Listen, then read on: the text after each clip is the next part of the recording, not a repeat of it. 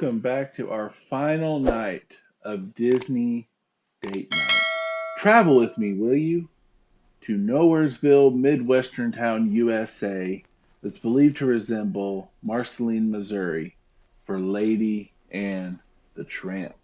Disney's timeless tale of love, spaghetti eating, and why you should never trust a rat with your baby's safety. Except Remy. Remy will take care of him. Released in the golden age of animation when Walt Disney was basically printing money, this film is equal parts heartwarming and hilariously outdated. Me and my wife had a very good time giving it a rewatch. The plot kicks off in a picture perfect suburban home where Darling, yes, that's her name, and her hubby Jim Deere, that's his name, are doing Christmas gifts. And Jim Deere gifts Darling a Cocker Spaniel puppy that she names Lady. Beautiful little lady.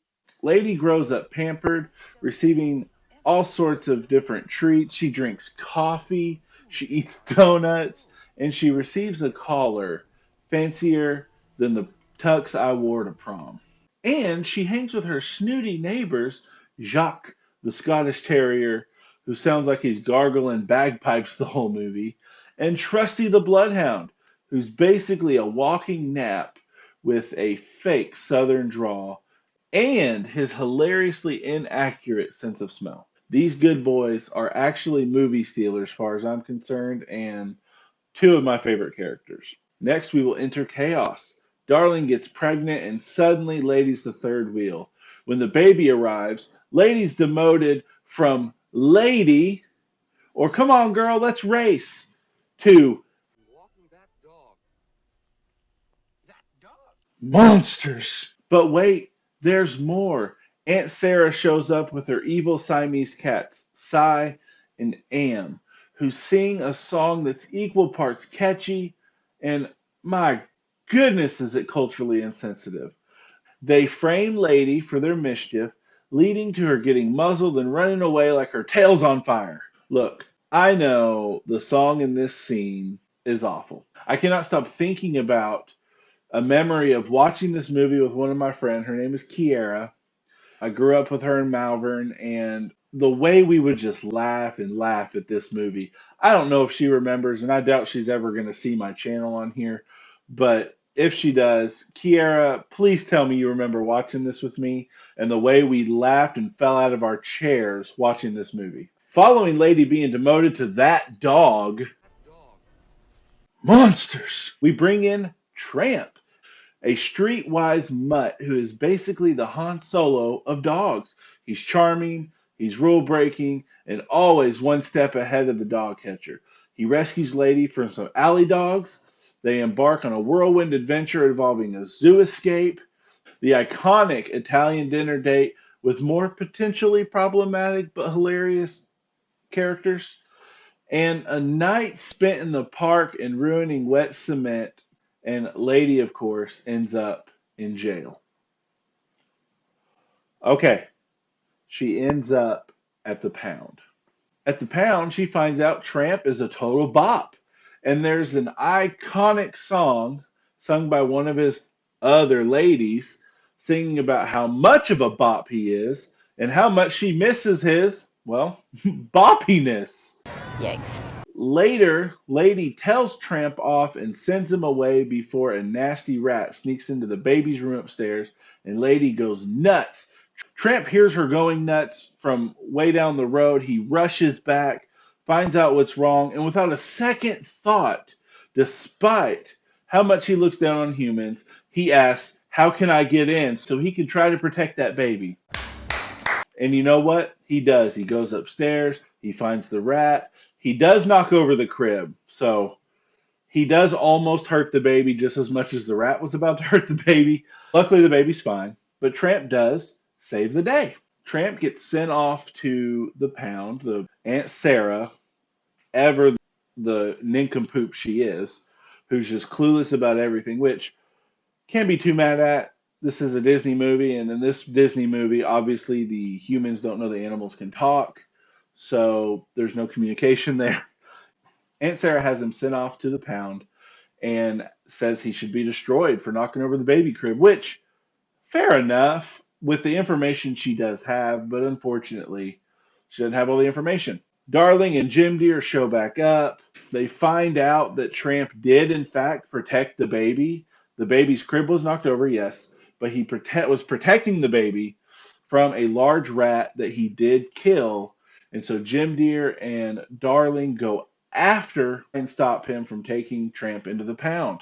Well, Trusty and Jacques, like Tramp just did, jump straight in to try to save Tramp from the pound, where Trusty suddenly gets his sense of smell back and everyone lives happily ever after. Tramp gets adopted. Lady gets married to him, I guess. I mean, I'm guessing that's the implication. They're happy with Darling and Jim Deere and their puppies. They had puppies to get visits from Uncle Jacques and Trusty.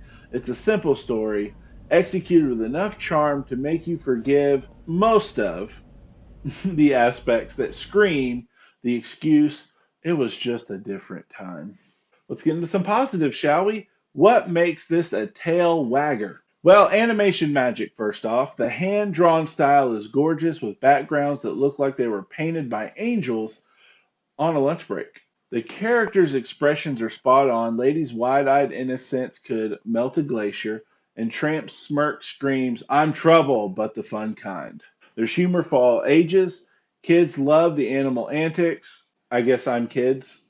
Me and my wife were just giggling the whole time we were watching this movie with all the different little animal things, the whole pet thing, all this different stuff. But, anyways, kids can love the animal antics, some adults too. Adults, regular adults, can chuckle at the subtle jabs at human society. The pound scene with the dog choir is honestly it's comedy gold with a little hint of sad, and it's like The Voice but with more howling and less auto tune. Iconic moments. That spaghetti kiss is Disney gold. I mean, can you say chef's kiss? Forgive the pun. And probably at least I would think, the most iconic Disney affection as far as animated movies go.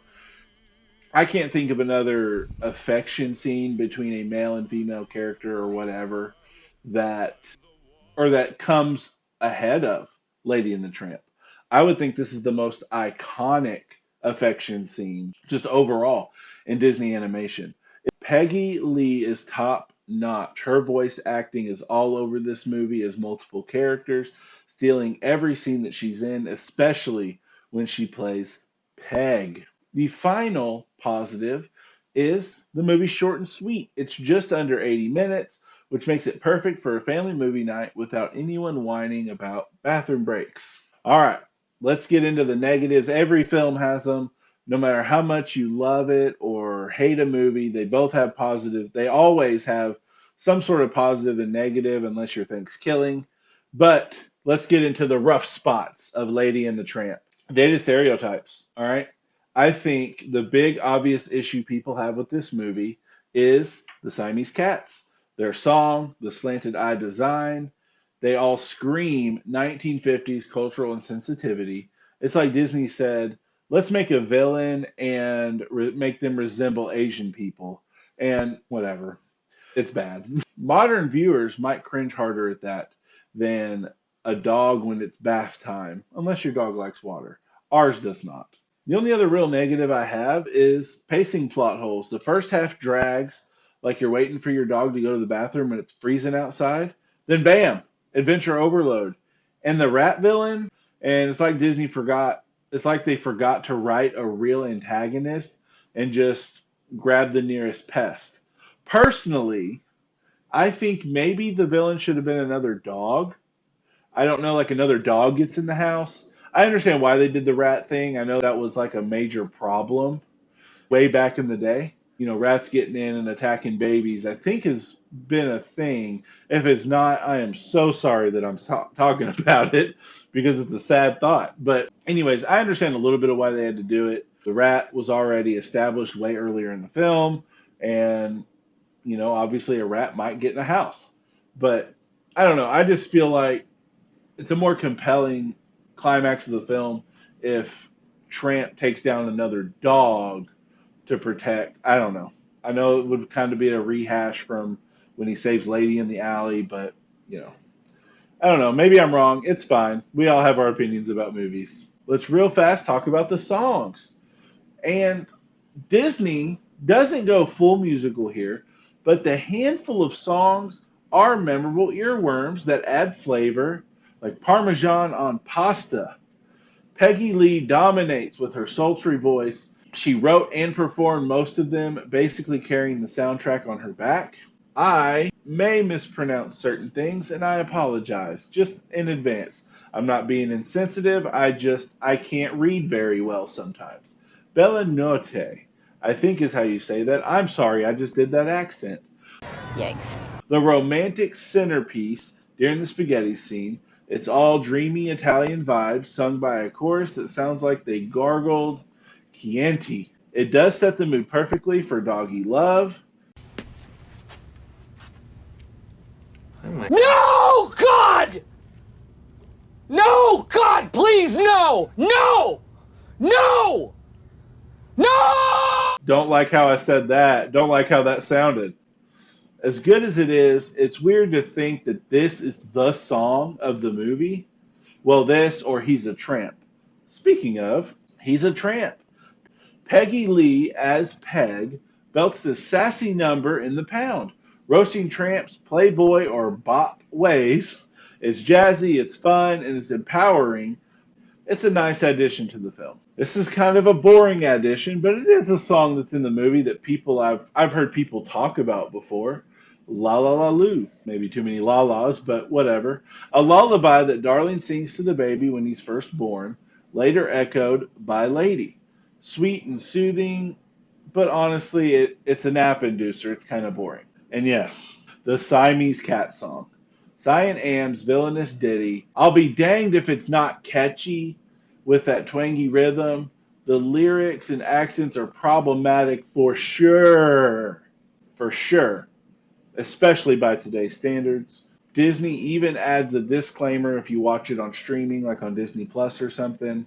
But if you think this is bad, boy, wait till I cover Peter Pan someday. Overall, the songs aren't Lion King level, but they do fit the film's cozy vibe, like a dog in a basket. They're light, they're fun, and occasionally questionable, much like the movie itself. Now, the big part of Disney Date Night, let's talk about the positively adorable love story in Lady and the Tramp. At its core, Lady and the Tramp is a cross-class romance that's basically Romeo and Juliet if the Montagues were strays and the Capulets had white picket fences. Lady's the uptown girl, all manners and luxury, while Tramp's the downtown bad boy who calls every woman Pidge, short for pigeon because nothing says romance like bird nicknames. Their meet cute involves him saving her from bullies, leading to a night of rebellion where she learns the thrill of the streets. Lady softens Tramp's edges and he shows her life's not all leashes and lawns. The spaghetti moment is pure genius. Two dogs accidentally kissing over a noodle is funny and sweeter than most human rom-coms. It's wholesome, teaches empathy across breeds, and ends with mixed puppies. In conclusion, Lady and the Tramp is a delightful romp that's 70% charm, 20% nostalgia, and 10% what were they thinking? It's perfect for a cozy watch, but don't expect depth deeper than a kiddie pool.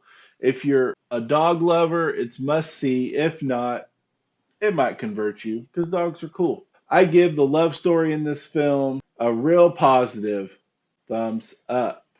And I rate it 4 romantic shared meatballs out of 5. And that's the conclusion for Disney Date Nights. I hope you all had a great February and had a good Valentine's Day. Please go check out my other reviews. At the very least, please go check out my other Disney Date Nights. I have a playlist for it. Is this something I should do more often? Maybe once a month, or should it stick to February? Should I do more Disney in general, or just keep kind of doing what I've been doing? Let me know in the comments. Please like this video. Please subscribe if you haven't. I would love to get more subscribers so that my videos can get out there more and help the algorithm.